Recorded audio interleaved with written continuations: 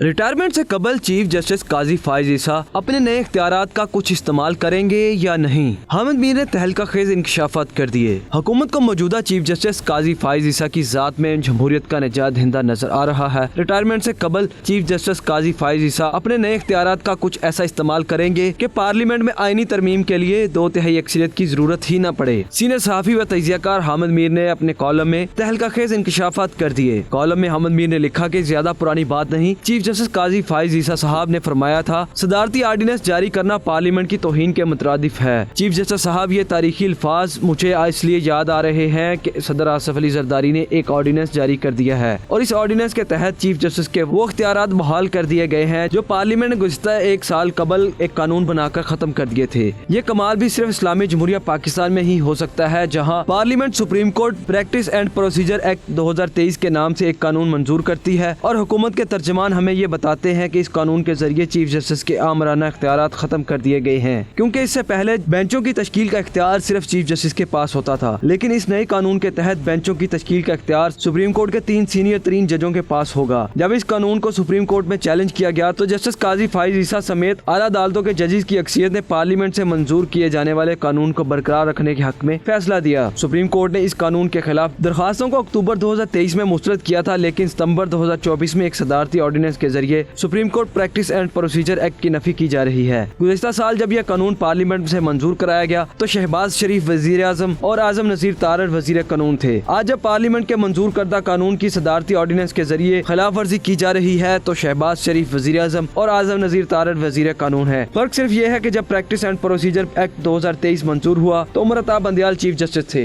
और उनकी जात में उस वक्त की हुकूमत को एक जुडिशल डिक्टेटर नजर आता था। आज जब इस कानून को तब्दील करने के लिए सदारती ऑर्डिनेंस जारी करवाया गया तो हुकूमत को मौजूदा चीफ जस्टिस काजी फाइज ईसा की जात में जमहूरियत का निजात दहिंदा नजर आ रहा है। अब जरा याद करते हैं कि चीफ जस्टिस काजी फाइज ईसा ने सदारती ऑर्डिनेंस के इजरा को पार्लियामेंट की तौहीन कब और कहां करार दिया था। हामिद मीर ने कॉलम में मजीद लिखा 27 मई 2024 को कायम मकाम सदर मुमलिकत के तौर पर यूसुफ रजा गिलानी ने एक सदारती ऑर्डिनेंस जारी किया जिसके तहत इलेक्शन एक्ट 2017 में तरमीम करते हुए इलेक्शन कमीशन ऑफ पाकिस्तान को ये इख्तियार दिया गया कि इलेक्शन ट्रिब्यूनल्स में रिटायर्ड जजों को भी मुकर्रर किया जा सकता है। इस ऑर्डिनेंस को लाहौर हाई कोर्ट में चैलेंज कर दिया गया। अभी इस दरख्वास्त की समाअत मुकम्मल ही न हुई थी कि हुकूमत ने पार्लियामेंट से मंजूरी लेकर ऑर्डिनेंस को एक्ट में तब्दील कर दिया। दूसरी तरफ लाहौर हाई कोर्ट ने 8 इलेक्शन ट्रिब्यूनल्स बना दिए जिनमें हाई कोर्ट के हाजिर सर्विस जजों को मुकर्रर किया गया। शायद इलेक्शन कमीशन को इन हाजिर सर्विस जजों की काबिलियत पर कोई शक था। इलेक्शन कमीशन ने लाहौर हाई कोर्ट की तरफ से 8 इलेक्शन ट्रिब्यूनल्स की तश्कील को सुप्रीम कोर्ट में चैलेंज कर दिया। सुप्रीम कोर्ट में इस मुकदमे की समाअत के दौरान सदारती ऑर्डिनेंस का जिक्र आया तो जस्टिस काजी फाइज ईसा ने फरमाया था कि सदारती ऑर्डिनेंस जारी करना पार्लियामेंट की तौहीन है। मैं जाती तौर पर सदारती ऑर्डिनेंस को मुनासिब नहीं समझता। इमरान खान के दौरे हुकूमत में सदर आरिफ अलवी ने सदारती ऑर्डिनेंसों की भरमार कर दी थी और मैंने ये गुस्ताखाना जुमला कहा था कि ऐवान सदर को ऑर्डिनेंस फैक्ट्री में तब्दील कर दिया गया है।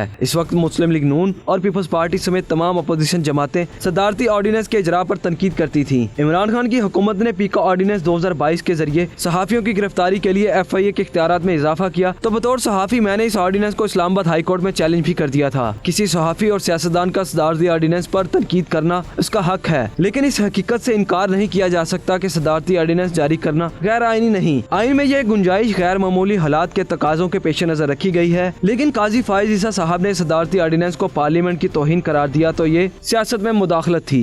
अपने कॉलम के आखिर में हामिद मीर ने लिखा कि 20 सितंबर 2024 को सदर आसिफ अली जरदारी की तरफ से जारी किए जाने वाले supreme court practice and procedure तरमीमी ऑर्डिनेंस 2024 की वजह यह बताई गई है कि पार्लियामेंट का इजलास नहीं हो रहा, इसलिए सदारती ऑर्डिनेंस जारी किया गया। वजह कुछ भी हो, लेकिन ये ऑर्डिनेंस वजारत कानून ने बनाकर भेजा और यही वजीर कानून साहब थे जिन्होंने गुज़िश्ता साल हमें supreme court practice and procedure act 2023 की मंजूरी के बाद नए कानून के फवायद गिनवाए थे। क्या ये ऑर्डिनेंस पार्लियामेंट और सुप्रीम कोर्ट दोनों की तौहीन नहीं? क्या इस ऑर्डिनेंस के जरिए दोबारा चीफ जस्टिस को डिक्टेटर नहीं बना दिया गया? चीफ जस्टिस को ये इख्तियार दिया गया है कि वो बेंचों की तश्कील के लिए कमेटी में अपने और एक सीनियर जज के अलावा तीसरा जज सीनियरिटी की बजाय अपनी स्वाबदीद के मुताबिक नामजद करेगा। चीफ जस्टिस ने ऑर्डिनेंस जारी होने के फौरी बाद जस्टिस अमीरुद्दीन को कमेटी का रुकन बना दिया जो सीनियरिटी में 5वें नंबर पर आते हैं। इसका मतलब यह है कि रिटायरमेंट से कबल चीफ जस्टिस ऑफ पाकिस्तान काजी फाइज ईसा अपने नए इख्तियारात का कुछ इस्तेमाल करेंगे कि पार्लियामेंट में आईनी तरमीम के लिए 2/3 अक्सरियत की जरूरत ही न पड़े। आने वाली ये तारीख बताएगी कि पाकिस्तान की पार्लियामेंट ने एक चीफ जस्टिस उमर अता बंदियाल के इख्तियारात खत्म करने के लिए एक एक्ट पास किया और 1 साल बाद चीफ जस्टिस काजी फाइज ईसा के इख्तियारात बढ़ाने के लिए सदारती ऑर्डिनेंस जारी कर दिया। वही काजी साहब साहब जो सदारती ऑर्डिनेंस को पार्लियामेंट की तौहीन करार दिया करते थे।